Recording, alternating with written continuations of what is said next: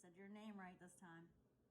Okay, I want you to do out of 4.5, number 1.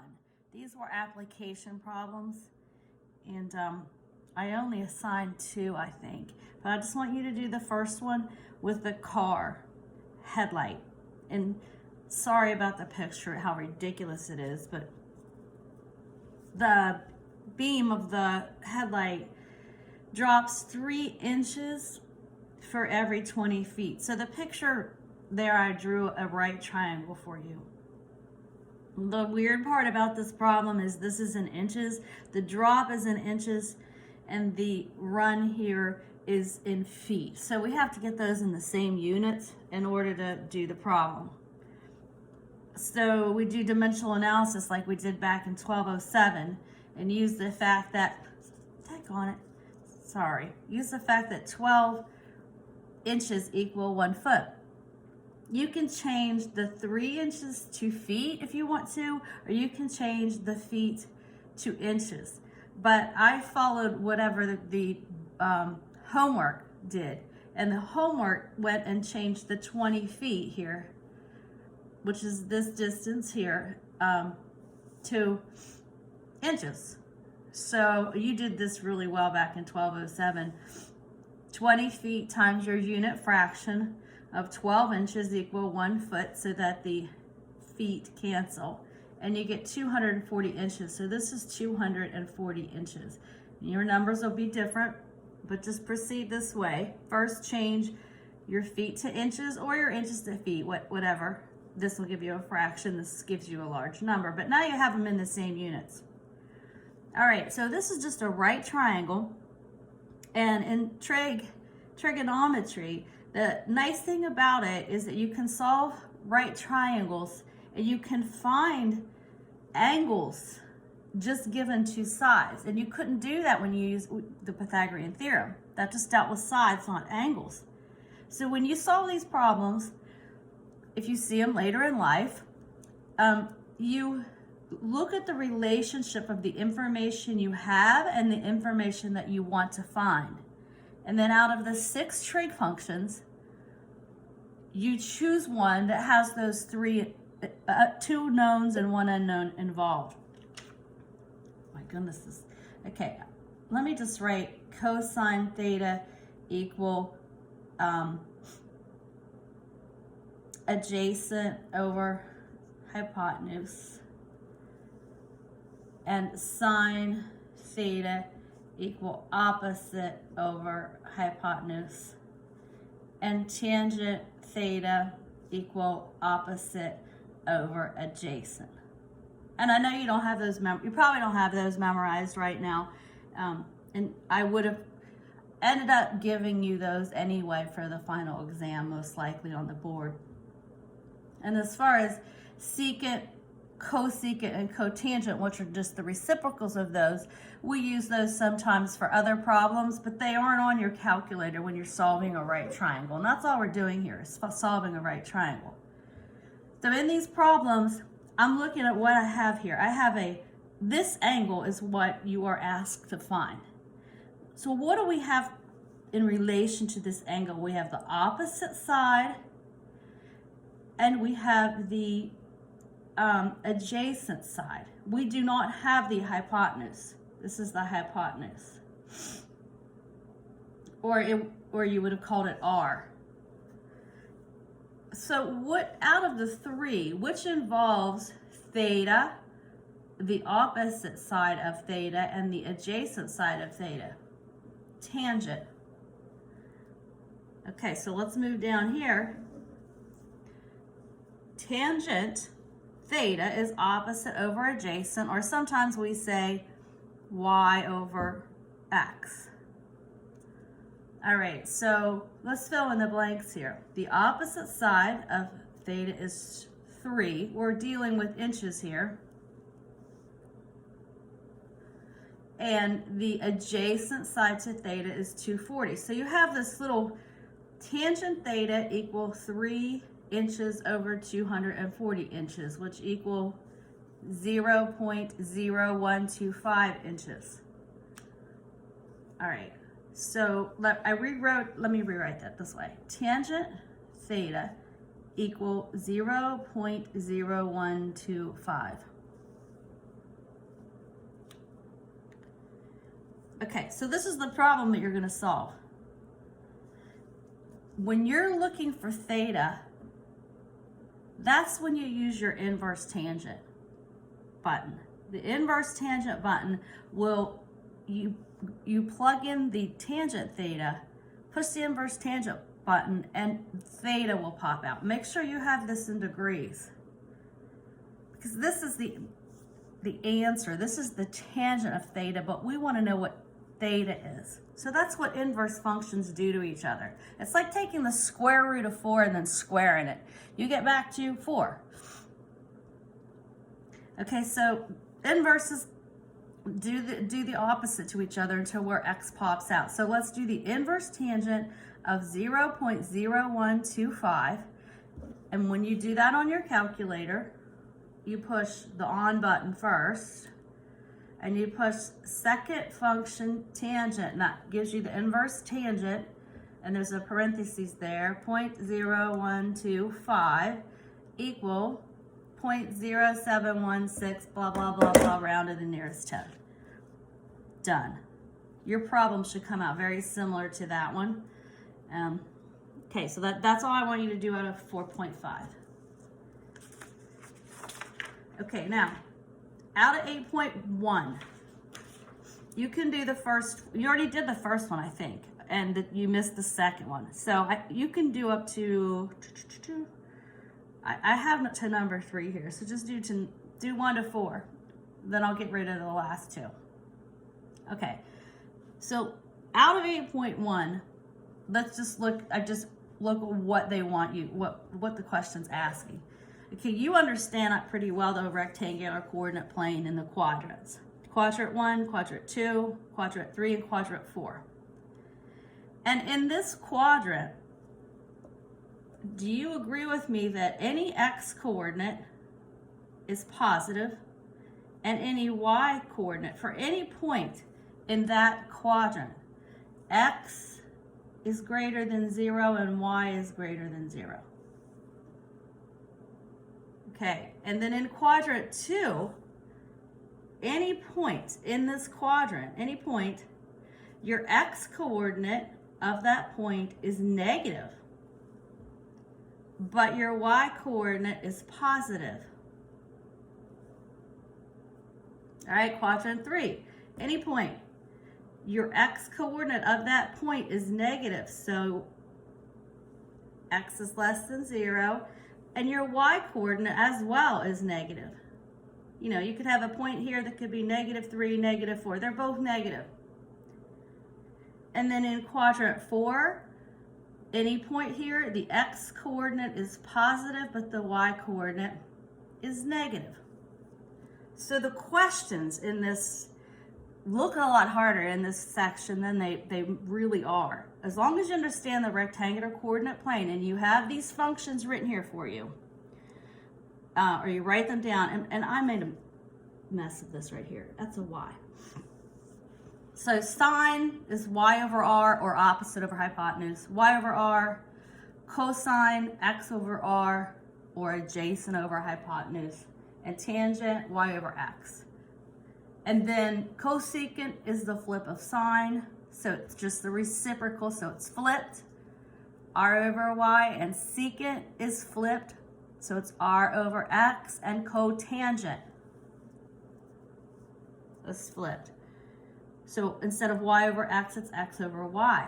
So the questions in this section are just giving you some information and asking you to choose which quadrant or quadrants, some of them have 2 answers, that the theta is, that the angle is, that represents a point xy. Or let's look at some examples. I didn't do number 1. I don't remember what it was. I looked, you had already gotten it correct. Okay, so number 2 wants to know what quadrant is theta in.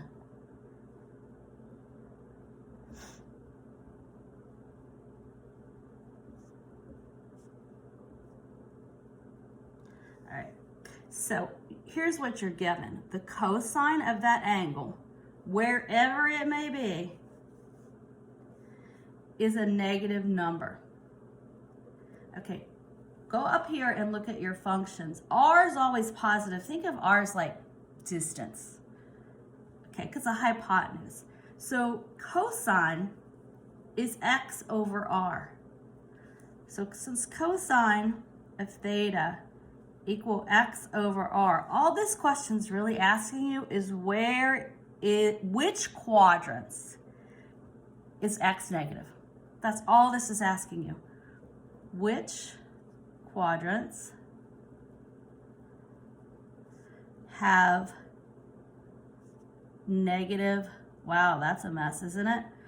Have negative x. That's all the question's asking you. R is always positive.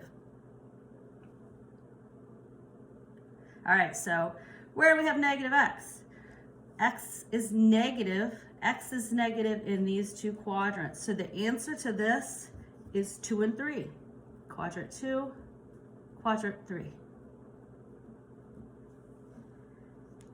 Okay, so that's all this means. Where is x negative? There's two answers to that because there's two quadrants that have negative x's. Okay, here you're given two conditions. Where is cosine negative and at the same time tangent negative? Hopefully you'll have little different questions, but if not, that's okay too. Cosine, remember, was x over r. So we're concerned with x's, with cosine, and tangent is y over x. Now we're concerned with both of them. So let's find the quadrant or quadrants, and in this case there's only going to be one place, where these conditions hold. Okay, where is the cosine negative? That means where are the x's negative? We just did that over here. We're talking about these. Okay, so here the cosine's negative and here the cosine's negative. But where is the tangent as well negative? If the tangent's negative, that means one of these has to be positive and one of these has to be negative. So there's two places where the one is positive and one is negative. Okay, here you have both positive. So that means your tangent here is positive. Tangent is positive here. Okay, so that's not going to work for this. Let's look at quadrant 2. Here we have y is positive and x is negative. So here the tangent is negative. All right, so quadrant 2 works here. Okay, but remember we have to have both conditions met. Okay, let's check out here. Quadrant 3. Both things are negative. X is negative and y is negative. If both y and x are both negative, that means the tangent's positive here.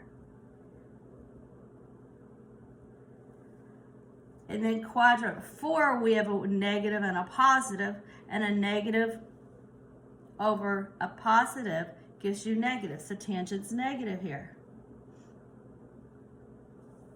Okay, so tangent's negative in both quadrant 2 and quadrant 4, where the x and y's have opposite signs. And the cosine is negative in quadrant 2 and quadrant 3. Because that's where we have negative x's. Okay, so the intersection here, the only place where the cosine is negative as well as the tangent is negative is in quadrant 2. Let's look at it one more time. Cosine's going to be negative in these quadrants because that's where the x's are negative. And tangent's going to be negative in these quadrants because that's where the signs change. One's positive and one negative. So in order to reach both of these conditions, you only have one quadrant where that can happen, where the cosine is negative and the tangent is also negative here. So cosine's negative. So hopefully that will clear that up for you. This is just asking you, where's cosine positive, where's sine positive, where's sine negative? And maybe that'll help you out, just asking you really where x is negative and where y is negative. I could probably make you a better chart for that. So if you have some more problems, I can probably make you a chart. Cosine positive, sine positive, tangent positive in this quadrant. In this quadrant, since x is negative and y is positive, you're going to have negative cosine.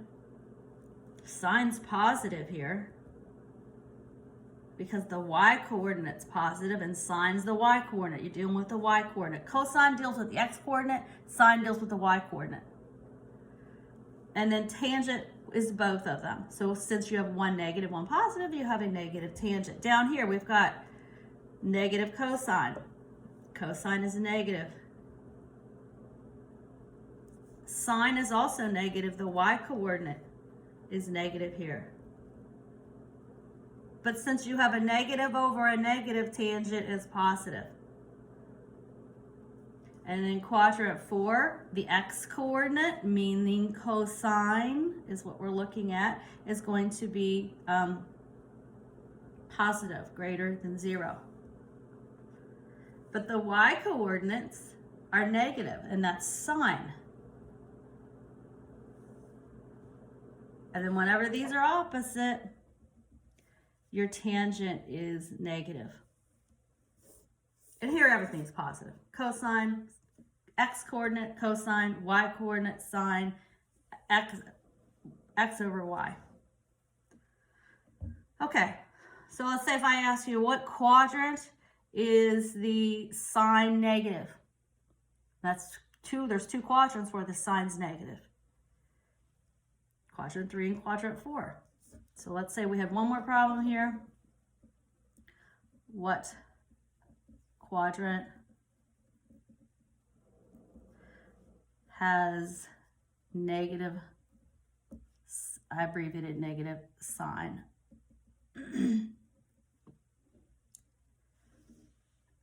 That's probably not a very good way to write that, but anyway. Negative sine. Where is sine negative? Sine, y coordinate. Sine is negative in two places. Quadrant 3, quadrant 4. Okay, the video probably took longer than for you to do these. So 1 through 4 out of 8-1. And then the word problem, which is just a right triangle out of 4-5. And I'll write this in the email. And there's one other problem I'd like you to do that I already have a video for. And I'll send you the link of that too. I think it's 8-3. Problem 1, and maybe it's not that. I don't know. Anyway, I'll send it to you. It's not very long. And then you can ask me questions because I'll be around still entering final grades. It takes forever. All right, Jess, talk to you later.